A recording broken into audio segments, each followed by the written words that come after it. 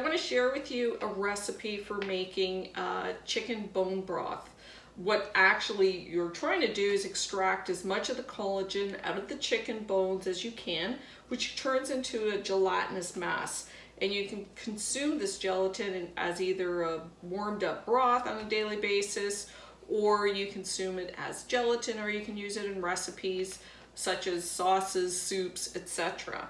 I'm actually making this for my dog Chester and for myself, and we'll be eating it daily. So as I said, it's very good for joint and bone health for both dogs and humans. So he has a little bit of hip problems, so I'm going to start introducing that in his diet. Very good for skin and hair, in particular skin.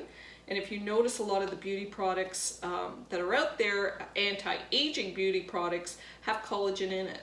So as opposed to applying the collagen, which are minute quantities through your cream topically, you're going to be able to ingest it. So basically you're getting your collagen from the inside out. It helps improve elasticity and also reducing fine lines, although we'll have to see how that works. If I look at it younger in the next video, you'll know that it's working. So it's a really simple recipe, and you can add all kinds of spices. But because I'm making this for the dog, I really just want the health benefits. So I'm going to make it as simple as I can, but I've got to add some really key ingredients that are going to make the broth even better. So the first thing that I have is chicken feet, which I have in my slow cooker. And you can use chicken carcass. You can use basically any bones, but today I'm working with poultry. So the chicken feet have the most cartilage, which means I'm going to extract the most gelatin out of it. But if you don't have chicken feet, you can just use either the carcass of a raw chicken, or you can use the carcass of a cooked chicken, or a turkey or a duck, whatever. The process is the same for poultry. So you need to fill up your, this is I guess a 8-liter slow cooker, and I filled it up 3/4 of the way. I'm gonna add some carrots and celery, only because I want to add a little bit of flavor to it. The gelatin is flavorless on its own, so this just adds a little bit of flavor to it. In addition to the vegetables, which I've added, I'm gonna add, and this is key, you need to add 1/4 cup of apple cider vinegar. This acid in the broth is going to actually extract more of the collagen, so this is necessary. So we're gonna add the 1/4 cup of apple cider vinegar, which I've made. The other thing I'm gonna add is a tablespoon of turmeric. Turmeric has great antioxidant properties and anti-inflammatory. So it's just gonna add to the benefit of the joints so that it has even a greater effect. So I'm using a tablespoon of the turmeric, and I'm using a teaspoon of peppercorns. Peppercorns also have anti-inflammatory properties, but the reason I'm using the peppercorns is that in combination with the turmeric, the peppercorns actually make the turmeric absorb into your body quicker. So it's kind of like a combination. So I'm going to add those, and then I'm just going to cover it with water. So you want to bring the water just to cover the vegetables. And I'm going to add a little tiny bit more. Obviously, it would be better to use spring water. If you don't have spring water, you could just let tap water sit overnight so that all those chemicals and chlorine dissipates. So basically, it's just slightly covered with water. You want to leave about 1 inch of a rim around so it doesn't boil over. And then the only other thing that you're going to do is you're going to, because you're using the slow cooker, you're going to start this off for 1 hour on high. Basically, you want to bring the temperature of the water up to a boil. You don't want it to boil over. So as soon as it starts bubbling, you're going to turn it down to warm or low. The ideal temperature to extract without breaking the gelatin is 180 degrees, which is approximately what you're getting if you've got it on your low temperature. So you're going to bring it up to a boil for the first hour. Once it starts boiling, you're going to turn it down and you're going to let it simmer on warm or low, depending on your crock pot, for 6 hours. At the end of 6 hours, you're going to drain it, and I'm going to show you what to do with it. You don't want to cook it longer than that. You don't want to cook it higher than that, because you want to be able to keep the integrity of the collagen so that once you pour this liquid out, it will turn into that gelatin. So I'll be right back as soon as this is done and show you the next step.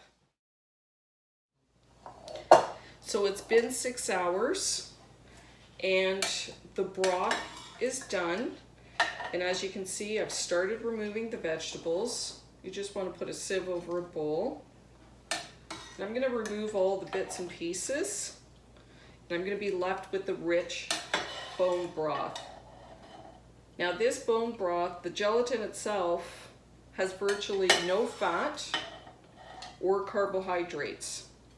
Having said that, there is fat in the broth right now, but once it's cooled and you place it in the fridge, the fat will rise to the top and it'll create a thin coat. This is actually good for preserving the gelatin longer in the fridge. So if you dispense it from here into individual jars, then that will keep, because it'll form a seal on the surface. Now what I'm going to do is I'm going to cool this down. I'm going to wait until it becomes a gelatin, and then I'm going to scoop out 1 measured tablespoon onto a cookie sheet, and I'm going to freeze it. And once it's frozen, I can then bag it. So it's a new day and I'm really excited to show you the end product. I've left my bone broth in the fridge overnight to become a solid mass, and I just want to show you, ta-da! It is solid. So I'm really excited because I think the more solid your gelatin is, I think the higher the quantity of collagen that you've been able to extract from the bones. So I've just started on my cookie sheet removing 1 tablespoon. And this is easy. I can measure a tablespoon at a time. And this is, I'm measuring it in tablespoon amounts because I want to give it to the dog. So once this is frozen, I'm going to be able to pop it in the freezer, and then I can just remove 1 tablespoon at a time. I've decided to start taking this daily. It doesn't taste so great as is. It does taste better if you warm it up and drink it. So I'm going to show you how long it takes to do that. Take on a daily basis, so 2 tablespoons. It literally takes 20 seconds in the microwave. One word of caution, you can't just give your pet as much as you want. The recommended dosage for dogs that are up to 20 pounds is 1 ounce, which equals 2 tablespoons a day. For 20 to 40 pounds, it's 2 ounces, which is 4 tablespoons, and 50 to 80 pounds is 4 ounces, which is 8 tablespoons. So you don't want to give your pet more than what's recommended because they have delicate digestive systems and you don't want to be causing harm. You want to be adding nutrients and helping them out. So once the gelatin is melted, it's just in the form of a liquid. A cup of broth, which you could drink as is. This is my homemade ginger ale. You just take equal parts of the gelatin to equal parts of your favorite cold juice and you add it. This is exactly like making jello. You need a cup of boiling water and a cup of cold water with the powdered gelatin. And then I just added a strawberry and a smidgen of maple syrup or honey.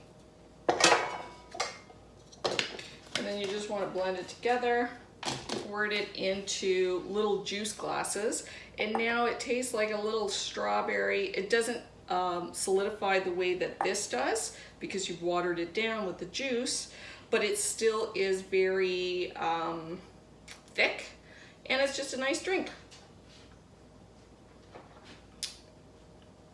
It's a lot easier to take. It tastes good. So that's it for gelatin. I hope that you enjoy the recipe. Just a little quick update. I read somewhere that you could reuse the chicken feet in a second batch. So that's exactly what I did. I threw out the vegetables, I kept the chicken feet, repeated the process, same ingredients, let it sit overnight, and look what I got. It is a gelatinous mass, so that means we did extract more collagen, but it's not as firm as the first batch that we made. And here, just so that you can see, is an example of how firm it is. I also wanted to show you my little dessert dish that I made yesterday, my fruit jello, actually firmed up as well overnight.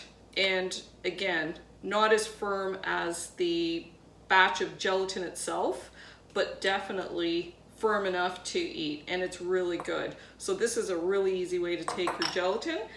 And also, my gelatin pre-measured pieces are now frozen. So all I have to do is throw them into a bag. And then I could store them in individual pre-measured amounts. So that's all I wanted to say. The moral of the story is reuse those chicken feet. You will get more gelatin out of it.